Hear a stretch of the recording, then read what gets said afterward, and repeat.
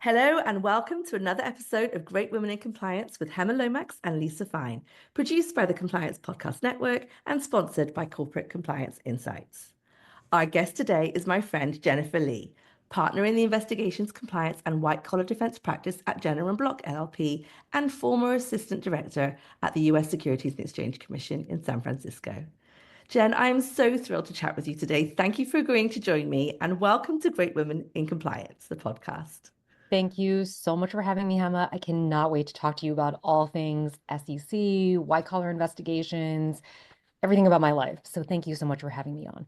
Oh, you're so welcome. This is a great pleasure for me. Every time we get together, we have such good chats, got so much in common. I can't wait to share you with our audience. I know one of the things we have in common is that we both love what we do. And so I wanted to start by asking you, if I may, to introduce yourself and explain what you do and why you love it so much. Yeah, thanks so much, Hemma. So I see myself as being a white collar practitioner with a focus on SEC investigations and compliance work. And fundamentally, what I love about my job is just the sense of integrity that I also see not only from the government side, but also from the private sector. And you know this as well as I do. When you're dealing with the government in an investigation, you're typically a repeat player. And so credibility and reputation matters. And so you want to be a good advocate, but also ensure that you have a good and professional relationship with the government as well. And so that to me is the most enriching part about being a lawyer in private practice, the idea that you are operating at the highest level, but also with a degree of professionalism that I think reflects the best of the best of being a lawyer. So that is what I just love bringing to my job every day. Oh, I so that resonates with me so much. The integrity piece, you'll laugh at me. I just changed my LinkedIn to integrity evangelist. Because it resonates with me so much. It's really a big word and it means more than we might think. So I love that. I want to ask you a bit about what you do for your clients. I think not only do you bring integrity to the profession, but you also help others bring integrity to their everyday work. So how do you do that when you're advising your clients? What's integrity mean when you're in the actual practice of law? I think it's being a straight shooter in terms of being really direct about what are the risks, what are the reasons for why you see them as risks, and then also what are the options in terms of how they should think about those risks. And at the end of the day, it's their choice. It's their choice for how they want to manage the risk. It's their choice as to whether they want to just avoid the risk altogether, if they want to manage it, how much they want to dive into those risks. And so, from my perspective, I think the number one thing in terms of building credibility and trust is being straightforward about those things, but also letting them see the path and then ultimately letting them make the decisions as to what they think is the right path for them. Well, that touches on my other favorite thing, coaching for compliance. Right? This idea that we do need to be in this role of coach or guide. I learned the other day, I was reading some self-development books, that you wouldn't want to be the hero in someone else's life. You want to be the guide and let them, your clients, our employees, be the hero. And speaking of self-development, I know we were talking offline about how you have a passion for self-development, professional development books yourself. So what are you reading right now when it comes to self-development and professional development? There are actually too many books to list in terms of repeat books that I've read over time and things that I've picked up recently. And I put them into three categories. So, okay, the books that I've read that I go back to every day are honestly the books by Tim Ferriss. So he has a couple of volumes where he interviews basically experts of the world, the Warren Buffetts, the Arnold Schwarzeneggers, just people who have incredibly come over obstacles. And basically they talk about what are the things that get them through their day, no matter how hard it might be. And so I usually read his books almost every day, and I read something new in terms of a nugget, in terms of just how do you deal with a difficult problem during the day? So that's one set of books that I regularly read. And then on a quarterly basis, I read this book that has highly influenced me by Clayton Christensen. He was a Harvard Business School professor. He wrote this book called How Will You Measure Your Life? And it is this really interesting book about, one, you want to make sure that you're a success at work, but what does that mean? But also you want to make sure that you're a success in your life and with your relationships with your family and your friends. And then finally, the most jarring part of it is he asks, what are you going to do to make sure that you avoid going to prison? In the first chapter of his book, he talks about how all of his classmates from Harvard Business School, they all seem like they were very successful, well-meaning people. He brings up Jeff Skilling, who, of course, at the end of the day, was convicted as part of his role in Enron. And you wonder, how did this individual who started off so great in life basically end up where he Mhm. ended up? And so that is a book that I continuously read just to make sure I know what my values are. And then the most recent book that I picked up that I absolutely love is called The Inner Game of Tennis. So I don't know if you've heard of this book. No. It basically is about how this author talks about it from the perspective of coaching people on how do you improve your swing and how do you make sure that you're volleying correctly and things like that. And his whole point is you might tell somebody to do those things and they might know it in the moment, but then they can't actually execute on that. So what is holding that person back? And Mhm. for me, and what the book emphasizes is this element of self-talk. What are you telling yourself in your head that basically is holding you back? If you're telling yourself, oh, I am so bad at swinging, then yes, you will continue to be bad at swinging. So if the two sets of books, which were all about self-awareness, self-control, were those values, Inner Game of Tennis for me is all about the self-talk. What am I telling myself on a daily basis? So those are the three sort of cornerstones that are influencing my life right now. Ah, I've got my reading list. This is amazing. I think I mentioned to you that I'm listening to Tony Robbins again and Unleash the Power Within. And one of the things he said just yesterday on my audiobook was master your internal communication, be a master of that conversation. I often talk about the survival brain, that voice on your shoulder, and putting him in the back seat, right? And respecting it, forgiving it, having a sense of humor about it, but making sure that you know that survival brain is there. So that's amazing. Oh gosh, so much you said there I want to unpack. Keeping yourself out of an orange jumpsuit. It's a stark consequence of not living your values. I want to bring this back to our time at the SEC because I did a lot of insider trading investigations and also accounting fraud investigations where at the end of the day, there might have been somebody where we said, okay, this person should be charged with fraud. But then the obvious question is, why? What led this person down this path where they are now giving cash to their friend in $10,000 increments for some kickback for a trade? What led that person who otherwise seemed well-meaning to go down that path? For somebody that's involved in an accounting fraud investigation, you think to yourself, what is it that made them go down this path where suddenly they're telling somebody else to falsify journal entries? Because most people do not start off thinking they're going to commit fraud on day one. So I always think about that in terms of I don't know if it's a slippery slope necessarily, but it's just a series of incremental decisions that I think lead people down, will ultimately, in hindsight or an amalgamation, is viewed as fraud. So I think about that on a daily basis. And I thought about that when I was at the SEC in terms of incredibly taking the responsibility that you have as a government attorney and making sure that you're getting it right, making sure that you're not over rotating in terms of thinking people are fundamentally bad, because I don't hold that perspective. I definitely think it's the Jeff Skilling approach of somebody starts off in life with all the well intentions and then through a series of circumstances, through, incremental poor decisions, just ends up where they are. Jen, I'm so glad you shared that. We were at the SEC together, and I very much felt the same way that you have to have some kind of radical curiosity, empathy, compassion for the work we're doing because we hold a lot of power. I often say, pick up a phone with a subpoena in hand. We set a lot of things in motion. A lot of money is going to be spent, so we have to think very carefully about that. And I love that you're sharing as well with our audience that we are humans at the SEC. We do think about these things. I don't doubt that informs your practice now. You've asked the question. I asked that question of myself. What are the answers? What are the conditions that allows somebody like Jeff Skilling to have this slippery slope or ethical fading or ethical blind spots? What have you learned and seen in your time at the SEC or at the defense bar in answer to that question? So I'm going to bring this back to the Clayton Christensen book, which he basically says, think about your values and never compromise on even one time, because then they're really no longer your principles anymore. And he brought up this example of how, because of his religious faith, he would not play basketball games and he was on a basketball team on Sundays. And in one instance, they had a championship game on a Sunday, and he just said, look, I can't compromise my principles even that one time, because when you start saying just this one time, then your principles basically start degrading and there is no line there. And so I think that is one thing that I think about in terms of just once you have a just this one time kind of thought, then it's very easy to Mhm. keep going down that path. That makes perfect sense. And it's like having this list of non-negotiables, and it can be as simple as, not missing a child's basketball game or not missing your personal training session at the gym. It doesn't matter what it is. Like having that muscle of having non-negotiables, I can see how that could be very valuable. You mentioned values, so let's talk about that. A lot of our listeners are compliance professionals, as you know, in-house compliance professionals. And we all start with a code of conduct that maybe, maybe tied directly to the company values. But how do we stop that from being a paper exercise? How do we turn values, even if the Jeff Skilling at the top, the CEO has the values and his non-negotiables, how do we scale that with an employee base and make those values come to life?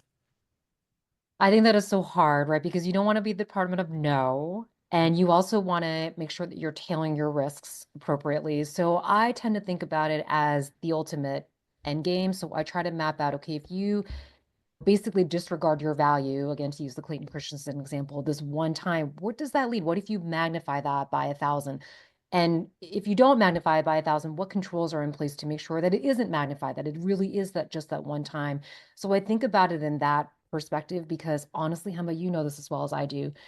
Most things, unfortunately, are in the gray zone, right? There is no handbook to life to say this is clearly wrong and this is clearly right. So I think that is one of the challenges of being in compliance and thinking about risk management.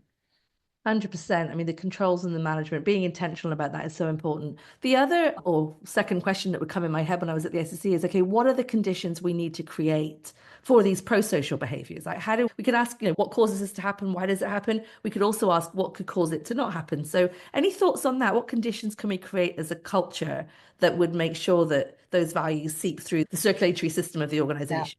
I love the way that you're asking this question because it isn't just about don't do X, Y, and Z. That's Mhm. like the 10 commandments. And I think there is real value to actually having positive attributes. So if people do certain things correctly, if they, report to the whistleblower line, if you even have a whistleblower line that's somehow incentivized, I think that there's a lot of that has a lot of positive impact on a corporate culture in terms of promoting ethics and compliance when you actually put resources and positivity towards the fact and encouragement towards those things.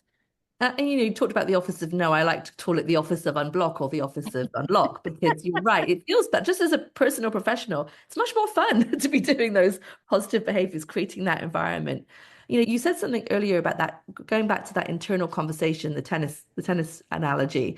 I feel like if you're onto something there, because not only is it the internal conversation, but it's also the conversations that are happening within the culture, right? It's like those negative, oh, everyone's doing it, or there's no other Yes. way, or we saw in the news just yesterday, we'll talk about the FCPA in a bit, but oh, it's anti-competitive if we have to follow the law on bribery. I mean, these are voices that we need to control and really ask if it's true. So I love that you bring that idea of communication internally, but now I'm going to say the organism as an entity needs the same thing. It needs to manage that internal communication. What have you I, seen in respect of that? I think it's so hard, right, when there's a sense of herd mentality and, Mm. when one person speaks up in a particular way and then at least just one other person agrees with that viewpoint, it's very hard for a third person to then say, no, actually, I disagree with those things. I 100% agree with you that the way we're talking about issues, it's very hard, especially in this culture, this media-driven culture right now, to really have divergent points of view. I mean, again, diagnosis is halfway to cure, we hope. It's hard, and this is the challenge and the opportunity I think we have. Your reading list has given me so many ideas of things to ask you. So we're going to get to the orange jumpsuit a bit more. We're going to talk more about your practice. But before we do, I want to go back to another thing you reminded me of. So Tony Robbins says success leaves clues. And you described the way that you read is to find out what the masters have done and how they've achieved that mastery. So any inspiring stories of the people you've read about that have impacted your life and the way you carry yourself?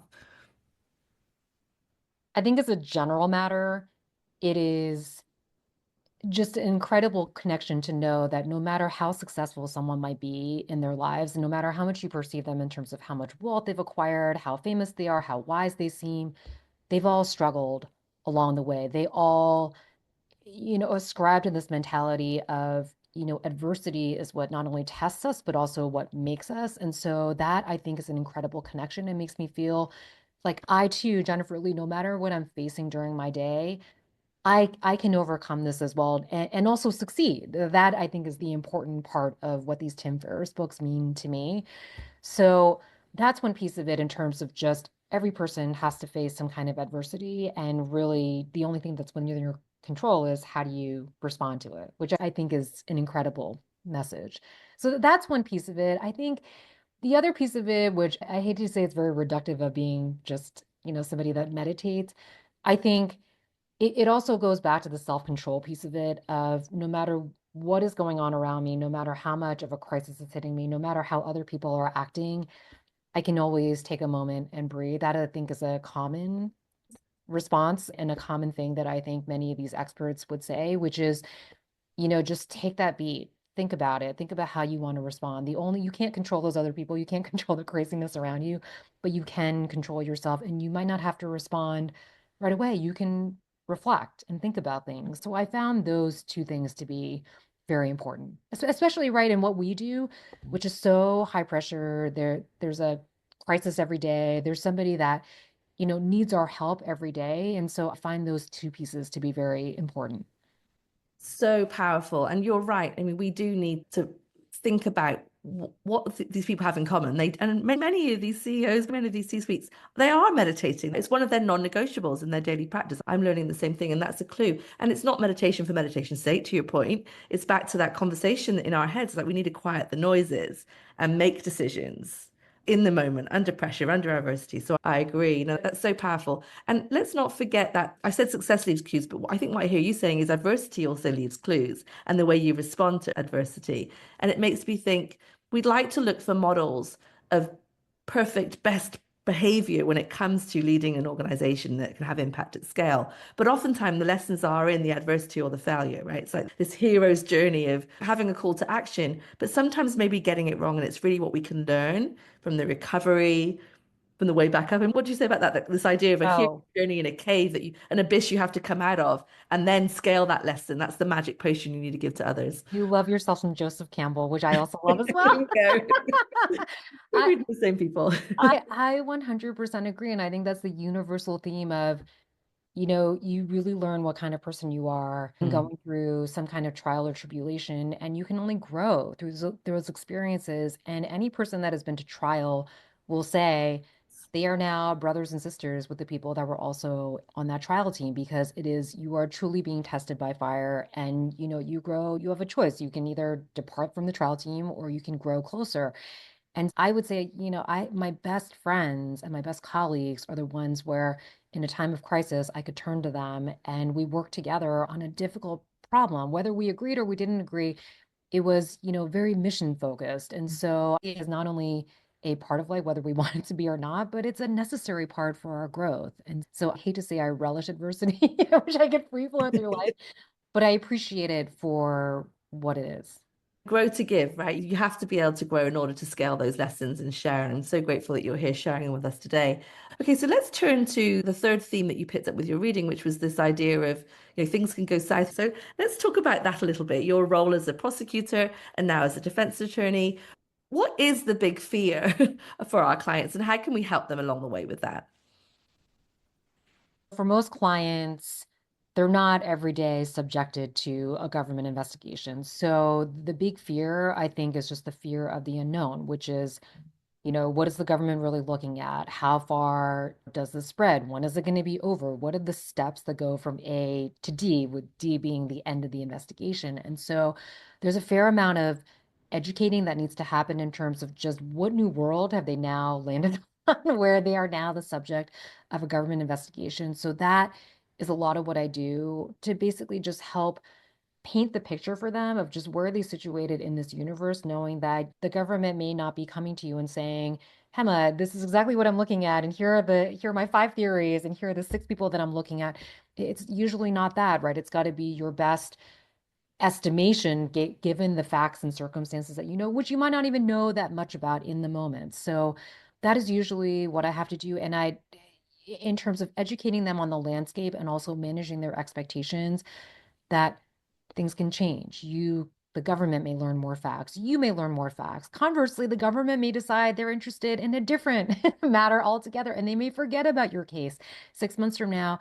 And I think it all goes back to the sense of, you know, my clients may just feel like they have no sense of control or perspective in Mhm. terms of what is going on, and to at least give them the knowledge and the information so that it gives them back that sense of control, that they have some agency in a government investigation. That's what I endeavor to do. Right. And this idea of control what you can, even when it feels like that could be quite limited. I understand Yes. that. Yes. And Yes. again, that takes a lot of empathy and compassion on your part. You can be the lawyer with the advice, you can have that experience and share that. But really, you've got a human in front of you that might be panicking on the inside. Yes. And Fundamentally for these clients, if they are the subject of a government investigation, they are usually some kind of power player that is used to snapping their fingers and getting things done. And so to be put in a position where they can no longer do that, actually it's the government that really is in control of the investigation. That is hard for people like that. They're big enough of a player, right, that they're the subject of a government investigation. That is hard for people to understand at first.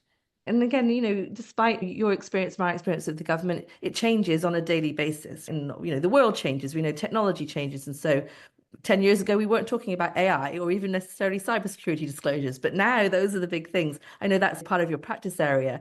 Before we go to that in detail, I wanted to just ask you a little bit about individual criminal responsibility and how the approach to that has evolved when it comes to these things. At least I remember when I started, I know we can't speak for the SEC, but when I was starting around 2009, just after the crisis, there was much more of a focus on individual criminal responsibility at the agencies, across the agencies. I don't know if that's still the case. I'm not there now, but how have you seen that evolve from your perspective? It's a great question. So I think ideally, no matter what the administration is, I think ideally the government wants to basically bring actions against individuals because corporations are comprised of individuals and they can only act through individuals. And that is ideally, I think, the best message of deterrence, that you focus on a specific individual and you say, this is what this person did wrong. They falsified journal entries, they backdated options, they did X, Y, and Z. And I think it's less of a sense of the government is not interested in bringing cases against individuals. It's that the standard Right. or the level of proof is just not there in terms of bringing those cases against individuals. And that with the SEC, so particularly the last SEC led under Gary Gensler, they brought so many cases that were company only that really focused on inadequate policies and procedures, internal controls, things like that. And then they did focus on individuals, at least in the cybersecurity space, a little bit. So we had, I know you know very well about the SolarWinds case, Timothy Brown, the CISO in that case, which is not traditional. I don't think we saw CISOs being the subject of these indictments or these actions. So what's happening there? What we know SolarWinds, I'd love you to talk a bit about SolarWinds, but we have a new category of individual now that's under the radar. Tell me what happened with SolarWinds and what you think about that. Yes. So let me set the stage a little bit. This is my Mm. passion topic. Yeah. So it's incredible to think that, prior to 2018, there actually was not any formal or public requirement that a public company say anything about its Mhm. cybersecurity. And I know that seems wild, given that it doesn't seem that far away, but that was truly the case until the Yahoo case, which was the first case which I supervised, that said if you are a major public company and you are a software company and you say that your user database are your crown jewels, and then you fail to disclose a breach involving that entire user database for 2 years, that is a problem from a disclosure perspective to investors. And I think the SEC there was endeavoring to bring a message case to say public companies have some disclosure obligations with respect to cybersecurity. That's 2018.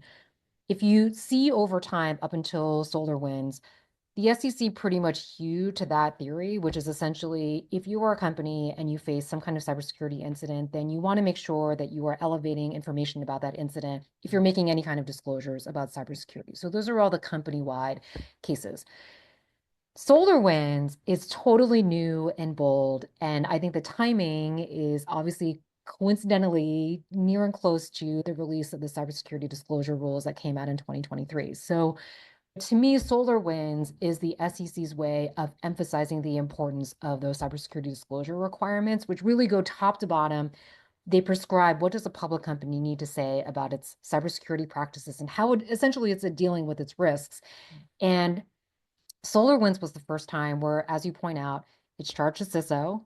It also charged the CISO and the company with fraud, which is pretty robust, and also charged the company and the CISO with making false statements, essentially overstating the state of its cybersecurity practices pre-incident. So that is a new theory that the SEC had never brought before, and that was premised on this security statement that the company had posted online that was available to everybody. It was probably meant for customers, but it was available to everybody.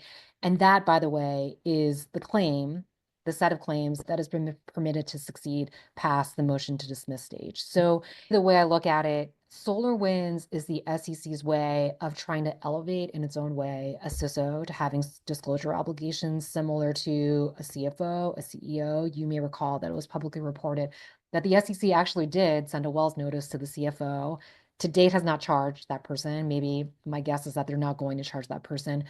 But probably this is the SEC's way of saying the CISO is basically the expert on cybersecurity. So anything that person touches is now going to be that person's disclosure obligation. So we'll have to see what happens in that case, right? Because it's a major message case for the SEC. I think it's a bellwether action for how is the SEC going to be thinking about how it's going to enforce the cybersecurity disclosure requirements, how it's going to think about just individual cases overall in the cybersecurity space. We'll see what happens. Now, as an in-house compliance officer, my first reaction is, wow, what do we need to do? And I think that tends to be a phenomenon, right? There's a case that doesn't involve us, but it's relevant in our industry. And obviously, most companies now are going to have some form of CISO, if not in name, in substance. And you start to wonder what we need to do to be prepared. So, how would you advise, not legal advice, but just general advice, in-house compliance officers that are seeing these cases go through the courts and are not sure what they need to do by way of proactivity or preventative controls? What should we be taking away from these landmark milestone cases that the government is trying to bring? So I think number one, we've already seen the shift in terms of CISOs now having more of a presence with the board. And so there's more spotlight on what CISOs are doing. And there's also more awareness in terms of what is the CISO reviewing? Because I think before the attitude may have been a CISO maybe receiving an email and is just passively there. But now the assumption is no, if you're on that email, then you should assume that you are the person that is, essentially approving that statement as a subject matter expert. So I think awareness is so key in terms of just knowing who has what disclosure obligations, who is signing what. If you are certifying anything related to the financial statements, then you need to be more aware of what it is that you're doing and making sure everybody's on the same page as to who is reviewing what for accuracy. So I think the awareness piece of it is so critical. I also think, people, and this is going in the opposite direction, I think people need to be cognizant of commission changes. You probably saw as well as I did that the two commissioners, Person Ueda, have started dissenting, more vocally, which I think, they weren't as vocal in the past couple of months, but in the last 3 or 4 months, I think they have been. And recently they issued a dissent with respect to 4 companies that were affected by the SolarWinds attack. And they said whatever the SEC is penalizing these companies for in terms of post-incident disclosures, these are immaterial. These are likely immaterial. No investor is likely going to care about the percentage of data that was exfiltrated. They're likely just going to care, okay, the data was exfiltrated. And so there is that question, which I think hangs over all of cybersecurity disclosure as to what is material. And I think the SEC has not done the greatest job in terms of articulating what should public companies be thinking about. Hopefully in the next administration, they will do that. And so that's one observation that I have in terms of just be aware that there's a shifting landscape in terms of how the SEC is going to be scrutinizing this. I also think not just with respect to materiality, but overall, cybersecurity is a different animal than all the other ways in which the SEC thinks about public companies. So the classic example that I think about is financial reporting. And if you have an accounting restatement, there is actually a cadence over time where public companies report out what is happening with respect to a restatement versus what the SEC, at least under Gensler, expects of companies in cybersecurity incidents. So in a restatement, you would have the company saying, okay, we found an issue and we've started an internal investigation. Maybe the next solution would be, we've decided that you cannot rely on our financial statements and we need to restate. And then 6 months down the road, the company would then say, okay, here's everything that we've uncovered with respect to the ultimate restatement, and here's what you need to know. Whereas in cybersecurity, the current rule says within 72 hours, absent some extraordinary exception that you get from the AG's office, you need to report everything that you know about a cybersecurity incident. And if one part of your organization, again, this is under the current enforcement landscape, if one part of your organization knows something about an incident and you don't report that, then you could be subject to a cybersecurity disclosure action. So that is very different from the way in which the SEC thinks about other public company reporting issues that, hopefully this next SEC will think about and will synthesize better going forward. Like creep. It feels like maybe there are other agendas at play. Maybe national security is what's given the bolster for this. cross-functional agendas across the government. It's never just the SEC, but you have to try and unpack it when you're in the in-house role. And I think that's really important. The other thing that, correct me if I'm wrong, there's a suggestion that the internal controls provisions might be applicable here. So if there is a breach, a cybersecurity breach, now we get to use the internal controls provisions. The SEC gets to use the internal controls provisions to say your controls weren't effective or adequate. Is that right? Am I right about that? Where's that going? Yeah, so I see the controls issue as being two different things. One is the classic theory, which is disclosure controls and procedures, which is Sure. essentially if one part of your company knew something about a breach, did you escalate that up to the people making disclosure decisions? So that I think is pretty tried and true in terms of how the SEC has been thinking about cybersecurity disclosure decisions. The other, which is the more novel theory, is are cybersecurity controls basically equivalent to internal accounting controls, whether or Exactly. not they're related to the financial statements or not?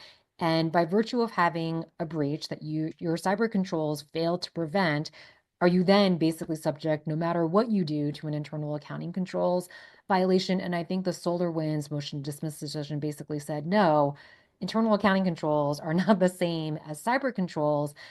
I think the landscape right now is so mixed.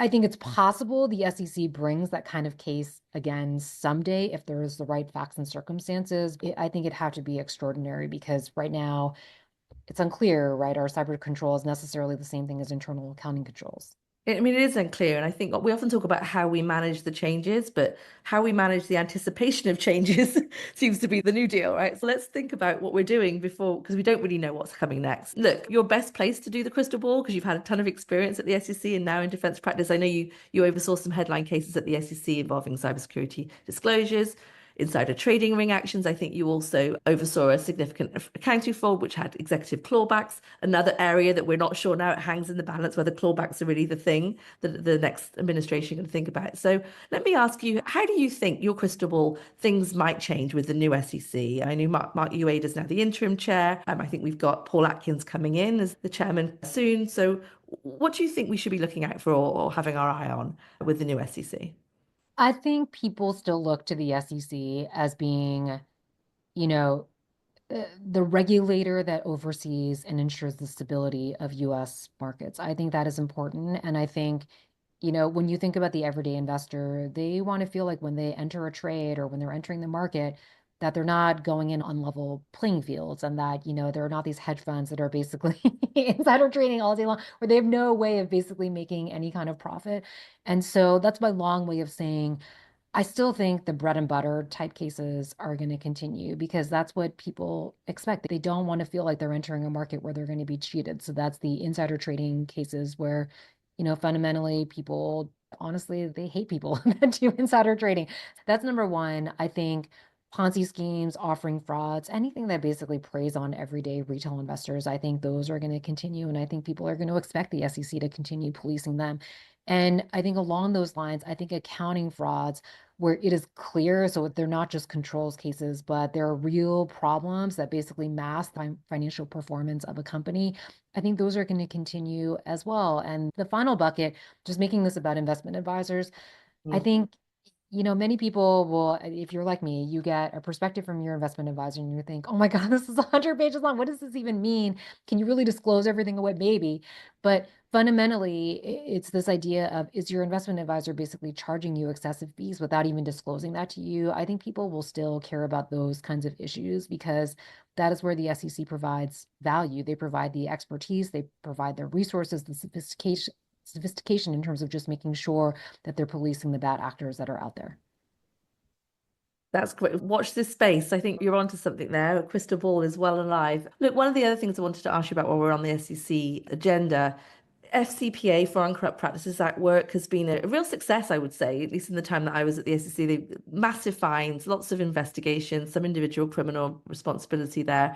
Just this week, as we're recording, we find that the FCPA enforcement is being paused by the current administration, paused under review, and there's some signals out there that it may be not going away, but certainly the focus will be on different things like human trafficking or big crime organizations and not so much regular commercial transactions abroad. So what do you think about this and how might in-house compliance professionals, our listeners, need to involved in light of that potential rollback of FCPA enforcement?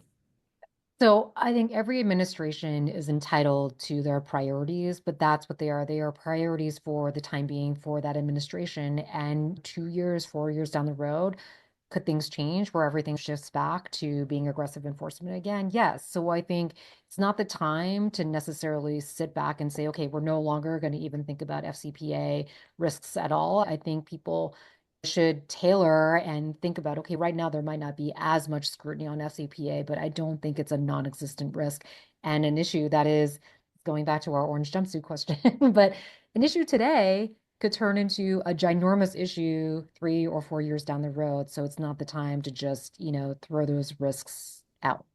Jess, you are so right. The pendulum is going to swing back and forth. And I think we should all be very thoughtful about the way that we respond in any one moment. So I love that. Now, look, I'm so grateful to you for joining our great Women in Compliance community. You know that we have built a lovely village here of people that support each other. And I love that you're here to share with us as well. I also know that community and mentorship is very important to you. You're always speaking on the circuits. We've seen each other in DC and other places.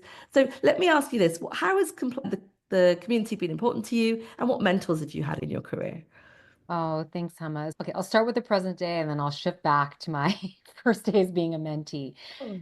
So in the present day, look, I mean, we have stressful jobs. I think in law, you are dealing with very stressful situations where, there isn't really a right answer. And a lot of what we do by way of being at a law firm is not only doing the work, but also looking for work and also just trying to figure out how are you going to make your way in the law firm world. And so having a community of people that understand the journey that you're taking, whether they're at the beginning of their journey, the middle of their journey, or the end of the journey, I think is so important. And each part of that stage, I think is so important to me to find people there because it's great to talk to somebody at the end of their journey and they can help continue to be a mentor. They can still tell you, here's the path that they took. But it's not the same sometimes as somebody that is literally going through what you are going through at the same time, which is trying to figure out how do you build your practice in this day and age. And so I find that I have so many colleagues, whether they're women or men, many of whom I think are former government that understand my journey and what I'm going through right now. And I have to lean on those people because it is such a unique experience trying to transition from government to the private sector, that having friends that understand, even if we're not even talking about anything substantive, that is so important to me just to make sure that I'm surrounded by people that are supporting me. Now, to roll back to your original question, which is me being mentored for the first time in my legal career, my first real mentor was when I was a summer associate at Cravath, and I worked for this partner named Catherine Forrest. And now that I think about it, now that I'm her age when she was mentoring me, I am astounded by the level of time and care that she invested in me. We traveled together, we spent every day together. She spent so much time just teaching me how to behave and be and succeed in the world of law. And even when she wasn't talking to me, she modeled for me how to be an exceptional lawyer and basically how to present myself as being a professional. And I want to loop this back to our conversation where we talked about just how do you have that self-control in moments of crisis. And I'll never forget, this one time where we were traveling from an MDL hearing in Albuquerque, New Mexico. And we had to take this really small propeller plane over the Rocky Mountains, which, if you can imagine, is the most turbulent experience that I've actually ever had on an airplane. And there were probably 6 people on this airplane. It was extreme turbulence to the point where I just thought I was going to completely freak out. Everybody on the plane was screaming, but Catherine was sitting there completely calmly, and she was reading a biography of Winston Churchill as if, nothing was happening in the world. And when I saw this, I just thought, okay, I already knew she was a great lawyer, but seeing her in this moment where she just had a tremendous amount of self-awareness, self-control, self-presence, I was just amazed and so inspired by her. And I just always think about her, even 20 years later, in terms of how she just behaved through the world of law and how she showed herself to me as a person that cared about me. And I think about those things to this day. And I think about them also in terms of now people who may be looking up to me in similar situations. And I think about how I'm conscious of the way that I present myself, the way that I talk to people, the way that even if I spend a few minutes with somebody who's a summer associate, a junior associate, mid-level, senior associate, I think about how I could be forming lasting impressions on that person that maybe they'll remember something positive that I said to them 20 years later. Maybe something that I say to them will help them along their careers. I say all those things in terms of just knowing, even just being a passive person, you can be a mentor to somebody without even knowing it, just by being a positive influence in that person's life.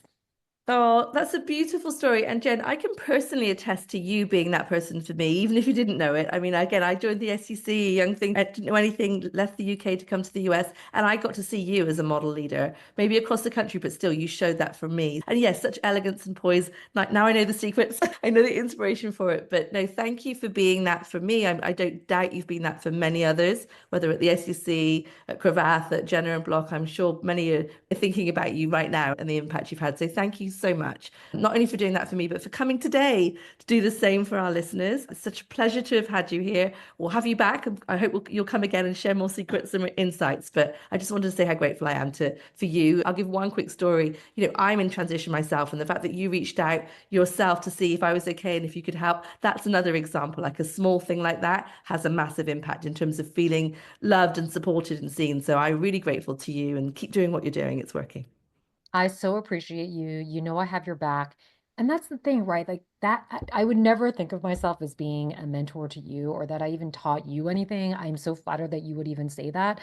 But it's because there's a degree of mutual respect there, right? I care about you and I want to support you, whatever that looks like. And I'm so grateful that you asked me to be on this podcast. You are the perfect guest. I'm so grateful. Like I said, please come back again and we'll be in touch. Thanks, Jen. Thank you.